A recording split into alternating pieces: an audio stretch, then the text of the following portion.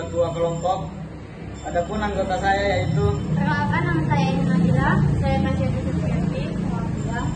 Kami dari kelompok 3 ingin mempresentasikan hasil diskusi kami yang berjudul Manusia dan Kehidupan. pembahasan pertama.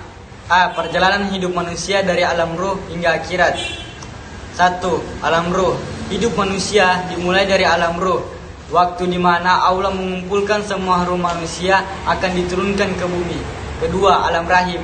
Perjalanan yang kedua ialah alam rahim. Rahim artinya kasih sayang. Alam rahim adalah suatu alam di mana manusia dibentuk atas dasar kasih sayang Allah kepada hamba-hambanya. Waktu berada di dalam rahim ini, sejak itulah terjalin kasih sayang yang disebut silaturahmi. Ketiga, alam dunia. Setelah manusia melewati alam rahim, maka manusia telah memasuki tahap ketiga dari perjalanan hidupnya, yaitu alam dunia. Dalam dunia ini, perjalanan manusia melalui proses yang panjang, melalui dari bayi yang hanya minum air susu ibu, lalu tumbuh menjadi anak-anak, remaja, dan balik. Keempat, alam barzah. Setelah manusia melewati alam dunia, maka manusia akan mengalami kematian. Jika kematian telah datang, maka putuslah semua hubungan dengan kehidupan dunia. Setelah meninggal dunia, manusia akan memasuki alam barzah atau kubur. Kelima, alam akhirat. Alam akhirat juga disebut dengan alam baka. Alam akhirat didahului dengan terjadinya kiamat, di mana alam semesta menjadi rusak total. Seluruh jagat raya ini akan hancur, entah seperti apa gambaran ketika semua ini terjadi. Pembahasan kedua, manusia dengan segala potensi yang diberikan oleh Allah, baik akal, hati, dan ragawi, memiliki bekal untuk berkembang. Sehingga dari potensi yang diberikan oleh Allah tersebut menjadikan manusia memiliki pandangan dan paradigma yang berbeda-beda bergantung pada atas apa ia membangun paradigmanya.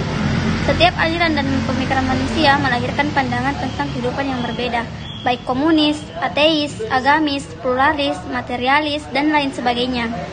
Namun, jika dilihat secara seksama dalam Al-Quran, setidaknya ada beberapa paradigma orientasi hidup manusia yang disebutkan oleh Allah, antara lain 1. Kelompok yang menganggap bahwa kehidupan dunia adalah soal hidup atau hidup manusia yang hanya satu kali. Tidak ada kehidupan setelah kematian, sebagaimana yang termaktub dalam Al-Quran, surat Al-Jasiyah ayat 24. Yang kedua, kelompok yang menjadikan abdudunya.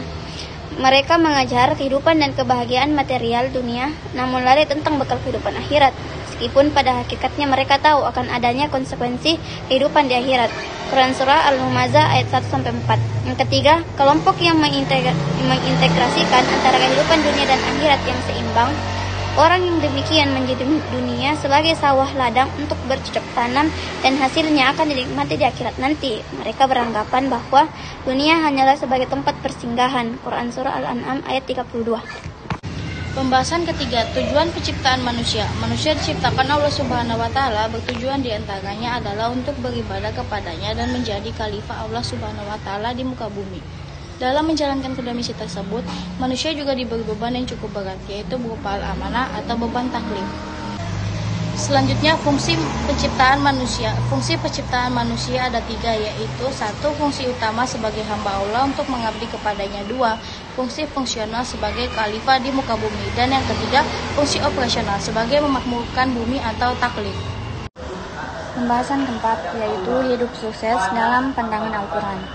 Sesungguhnya beruntunglah orang yang membersihkan diri atau dengan beriman, dan dia ingat nama Tuhannya lalu dia sembahyang. Tetapi kamu atau orang-orang kafir memilih kehidupan duniawi, sedangkan kehidupan di akhirat lebih baik dan kekal. Simpelnya, kata sukses berarti pencapaian atau keberhasilan, dan keberuntungan atas wujud nyata dari apa yang dicita-citakan. Dalam kata sukses, Al-Quran terbagi 3, yaitu Al-Falah, yaitu berarti kemenangan, kelestarian, kekekalan, keberuntungan, dan kebertahanan hidup. An-Najat berarti keselamatan atau keterhindaran dari bencana serta kegagalan dan terhalaunya hambatan. Yang ketiga yaitu Al-Fauz berarti keberhasilan atau keberuntungan yang baik. Sekian hasil presentasi dari kelompok kami, kurang dan lebihnya mohon dimaafkan. Wassalamualaikum warahmatullahi wabarakatuh.